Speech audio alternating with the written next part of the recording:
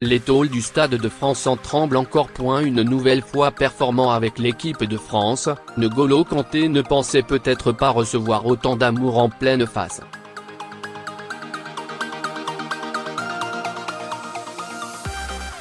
Pour fêter ses champions du monde, la FFF avait en effet organisé une grande cérémonie après le match face aux Pays-Bas pour honorer la deuxième étoile décrochée en Russie.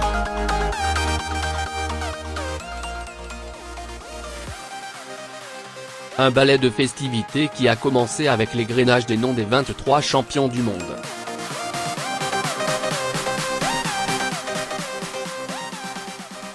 Un défilé réalisé sous les hurrahs de la foule francilienne.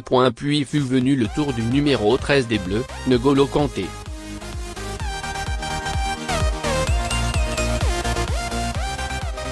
Pas franchement amateur des éloges en public, le petit milieu de terrain de Chelsea changera peut-être d'avis.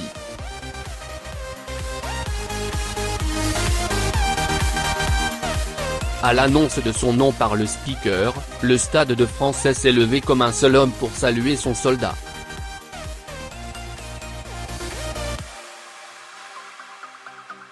« 80 000 âmes criant à plein poumon, frappant les tôles de l'enceinte dionysienne pour témoigner tout leur amour à celui dont la cote de popularité n'a cessé de grimper durant la Coupe du Monde. »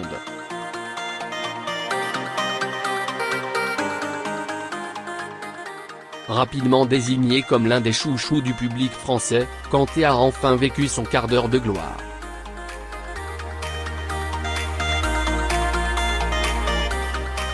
Un plaisir qui semblait même lui être imposé, tant l'ancien Caennais préfère rester dans l'ombre.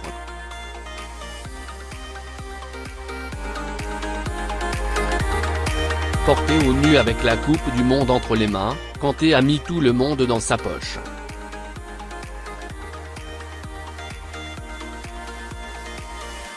Y compris ses partenaires de sélection. Interrogé sur l'événement ayant marqué sa soirée, Lucas Hernandez n'a pas hésité une seconde.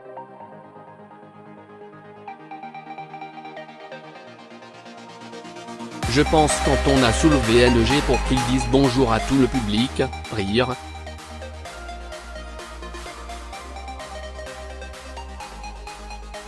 Une mise en avant face au public français qui était d'ailleurs logique pour les Bleus.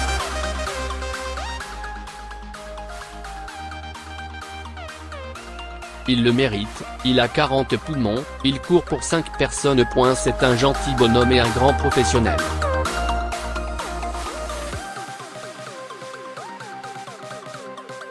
On voit tous le niveau qu'il a depuis très longtemps.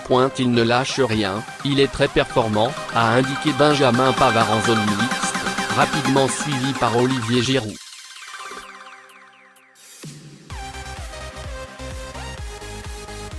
Lui qui est très timide, on l'a un peu mis devant la scène. Il était tout gêné. Mais il mérite, c'est quelqu'un de très attachant.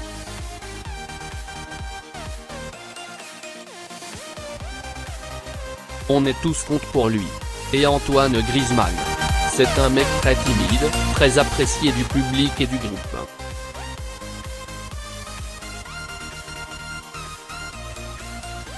On essaie de le mettre en avant, même s'il n'aime pas trop.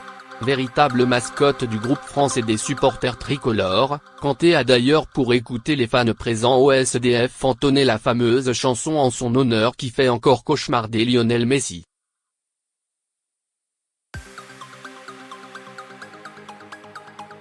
Un hymne à la gloire du milieu récupérateur qu'apprécie Samuel Umtiti. N'Golo c'est tous les jours.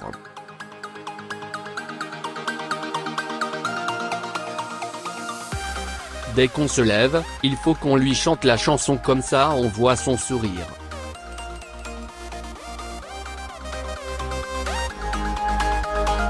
N'Golo c'est une personne en or. On se devait de lui faire ça, vu le travail qu'il fait au quotidien.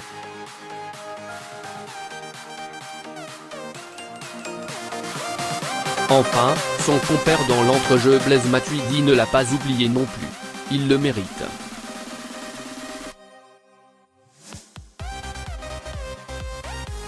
Pour l'homme qu'il est, c'est un grand homme. Au-delà d'être un très grand joueur. On est fiers de l'avoir avec nous.